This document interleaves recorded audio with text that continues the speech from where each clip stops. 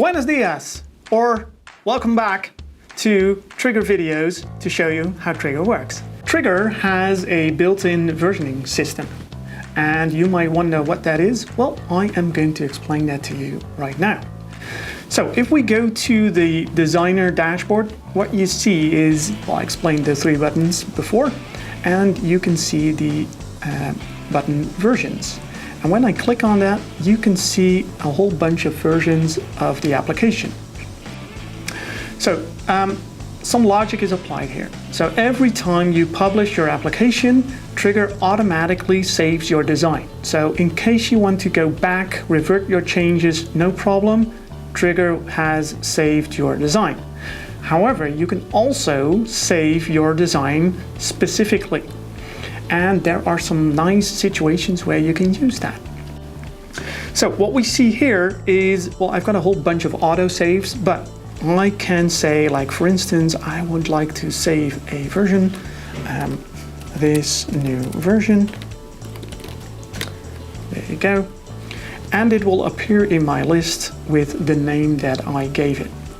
And I can download that version, I can upload it again, so I can also, exchange it between applications of Triggre.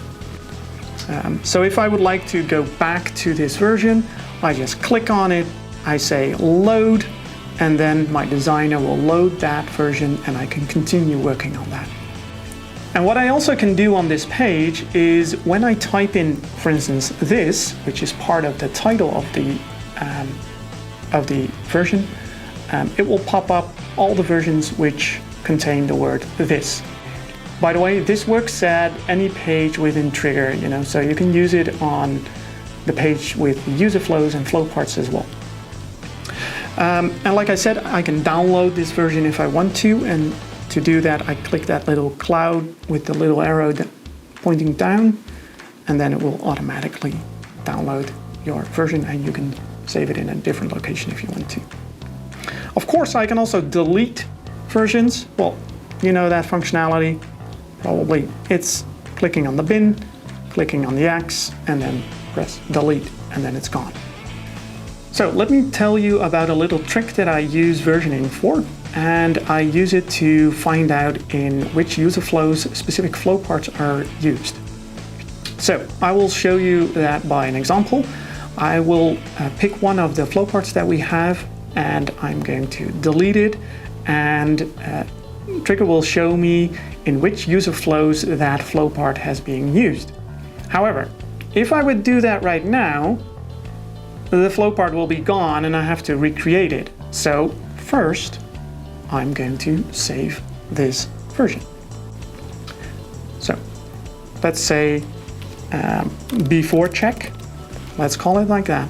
I'm going to save it, and then I'm going to check one of the flow parts that I have, for instance, the complaint new email, check out where it's being used.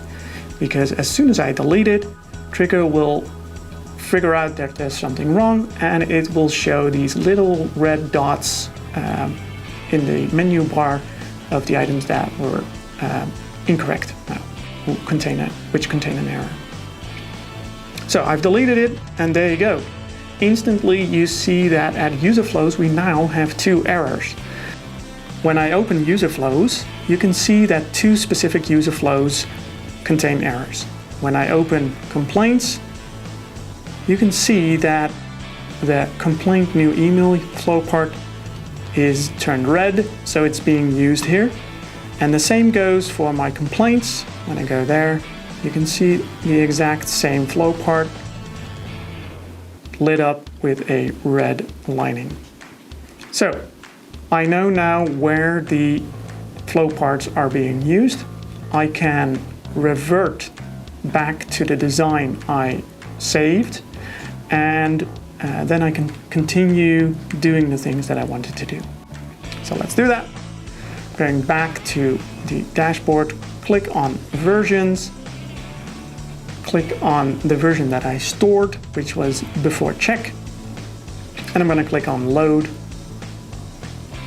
Triggre will load in the design, and as you can see, the errors are gone and I can make the changes that I want.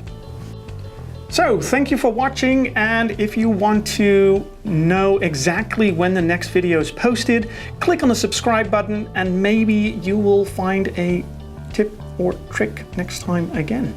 Who knows?